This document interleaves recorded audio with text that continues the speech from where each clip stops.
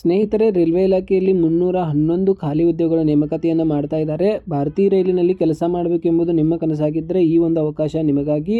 2025-2026ನೇ ಸಾಲಿನ ಭರ್ಜರಿ ಅಧಿಸೂಚನೆ ಈಗಾಗಲೇ ಹೊರಬಿದ್ದಿದೆ.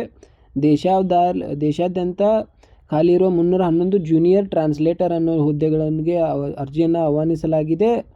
ಮತ್ತು ಇದಕ್ಕೆ ಬೇಕಾಗಿರೋದು ಉದ್ಯೋಗ ಸ್ಥಳ ಏನಂದರೆ ಪ್ಯಾನ್ ಇಂಡಿಯಾ ಆಗಿರುತ್ತದೆ. ಮತ್ತು ಒಂದು ತಿಂಗಳಿಗೆ 19,000ರಿಂದ 45,000ವರೆಗೆ ಪೇಮೆಂಟ್ ಇರುತ್ತದೆ.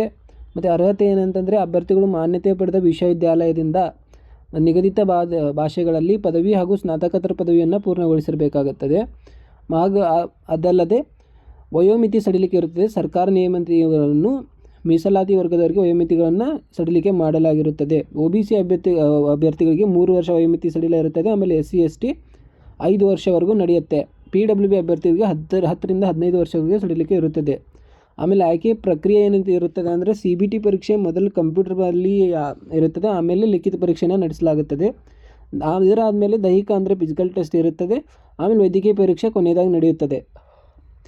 ಇದಾದ ಮೇಲೆ ಅರ್ಜಿಯನ್ನು ಸಲ್ಲಿಸೋದು ಹೆಂಗಪ್ಪ ಅಂತ ಕೇಳಿದರೆ ಇಲ್ಲಿ ಆನ್ಲೈನಲ್ಲಿ ಸ್ಕ್ರೀನ್ನಲ್ಲಿ ತೋರಿಸ್ತಾ ಇರುವ indianrailway.government.in ಭೇಟಿಗೆ ನೀಡಿ ಅಲ್ಲಿ ಅಧಿಸೂಚನೆ ಪೂರ್ಣೆಯನ್ನು ಓದಿ ನಿಮ್ಮ ಅರ್ಹತೆಯನ್ನು ನೀವು ಖಚಿತಪಡಿಸ್ಕೊಳ್ಬೋದು.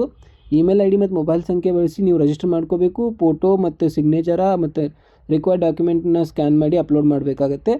ನಿಮ್ಮ ವರ್ಗಕ್ಕೆ ಅನ್ವಯವಾಗಿ ಶುಲ್ಕ ಪಾವತಿಸಿ ಸಬ್ಮಿಟ್ ಬಟನ್ ಒತ್ತಿದರೆ ಆಗುತ್ತೆ. ಆಮೇಲೆ ಅರ್ಜಿ ಸಲ್ಲಿಕೆ ಕೊನೆಯ ದಿನಾಂಕ ಇದೇ ತಿಂಗಳು 12ನೇ ತಾರೀಕಾಗಿರುತ್ತದೆ. ಮತ್ತು